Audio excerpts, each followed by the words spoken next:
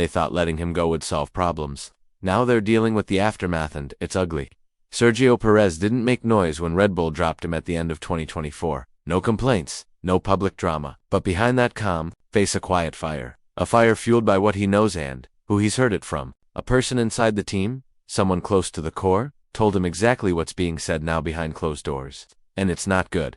Since Pérez left, Red Bull's second car has been a disaster. First, they backed Liam Lawson, hoping for a spark. What they got instead was a flame-out 2 races, 0 points.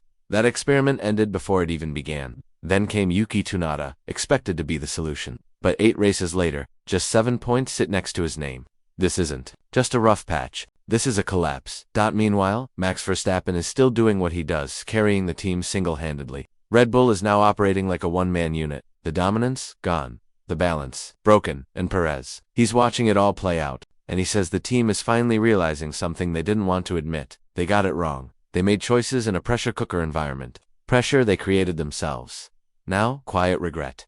That's not gossip. That's coming straight from someone on the inside, and it doesn't stop with driver performance. Pérez believes the real trouble began long before he was cut. According to him, Red Bull's foundation started to shake the moment key people walked away. First, Adrian Newey, the brain behind some of the most successful cars in F1, left the team. Then, Jonathan Wheatley, Red Bull's sporting director and a key voice in internal decisions, also stepped back. Finally, Daniel Ricciardo was dropped. These weren't random exits. They marked a shift, and the replacements they haven't delivered. Team's structure used to feel solid. Now it looks patchy, like a machine held together with loose screws.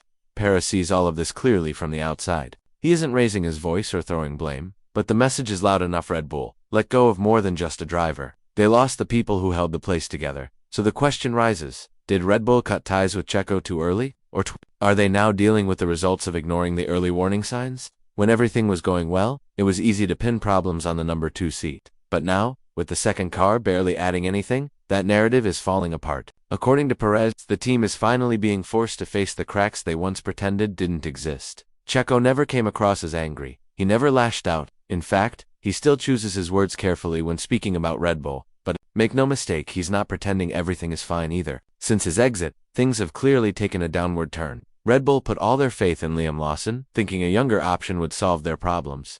But that decision backfired almost instantly. 2 races passed, and the team got nothing. In return, no points, no momentum. Before they could even regroup, Lawson was benched and Yuki Tsunoda stepped in. The outcome, 8 races later, just 7 points. That's a steep drop for a team that used to dominate. Meanwhile, in the constructors' standings, Red Bull has fallen hard now, sitting 4th, trailing McLaren by 212 points. Out of the team's 162 total points, Max Verstappen alone has earned 155 of them. The rest, barely noticeable. This isn't just a rough season, it's a transformation no one expected. The team that once crushed the competition now depends entirely on one man. And through all this, Pérez is quietly pointing out what many avoided saying for too long: he wasn't the issue. When he spoke about car problems, it felt like no one took him seriously. Later, when the same issues showed up with other drivers, people started saying Checo was right, but by then, the decision was already made. That's the part that stings the most, not that they moved on, but that they ignored real concerns until it was too late. The second car at Red Bull was never an easy seat, but it gradually became something worse, unworkable. Over time, the car evolved to suit Max Verstappen's driving preferences so precisely that anyone else stepping in was already set up for trouble. And Pérez says whenever he raised these points, it felt like he was speaking into a void. It wasn't just about comfort or adjustment. It was about fundamental handling differences. He says the moment he tried to give feedback, it often felt like no one was truly listening. Only after things went sideways did some people start to quietly admit that his observations were accurate. But by then, the team had already made its move. The seat was empty, and so was their backup plan. Now, both Lawson and Tsunoda have faced the same difficulties, with worse results. So was the seat ever really built to suit anyone other than Max? Or did Red Bull design themselves into a corner by focusing too much on one style? That's the uncomfortable truth Pérez is highlighting. Without raising his voice, without any drama, he's asking questions the team can't ignore anymore. Not because he wants revenge, but because the numbers speak for themselves.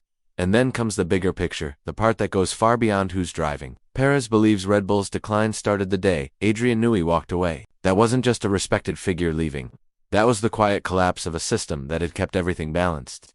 Adrian wasn't just a technical mastermind. He was the glue, the steady presence who kept egos in check, plans on track, and emotions under control. His departure sent shockwaves through the team, and the ripple effect hasn't stopped since. Soon after, Jonathan Wheatley, one of the few internal voices with real authority, also stepped back.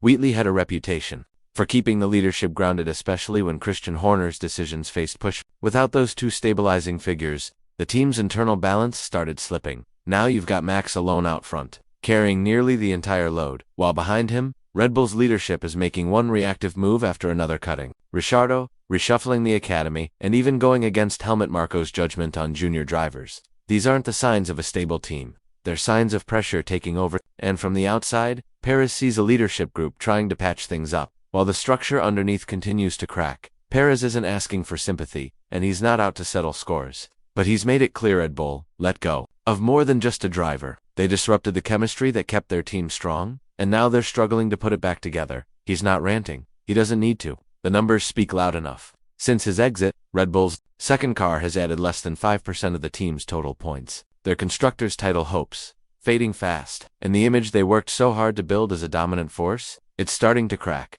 But while Red Bull tries to stay afloat, Pérez is already looking ahead. He says he's not done yet, by a long shot. Behind the scenes, he's talking to Cadillac, part of the Andretti project, gearing up for the 2026 grid. It's a serious move. Cadillac wants more than just a skilled racer. They're after someone who brings weight. Pérez offers more than pace. He brings sponsors, loyalty, and a fan base that crosses borders. That's the kind of presence a new team can build around. The conversations are happening, quietly, but with purpose. Pérez confirms things are going well, even though there's no rush to announce anything, but the message is clear. He's not disappearing. If anything, he's setting the stage for something bigger. A return with meaning, one that proves Red Bull might have backed the wrong plan. And while they wrestle with their own decisions, Pérez stays focused, calm, and more determined than ever. The next chapter isn't just about a comeback, it's about showing who was right all along.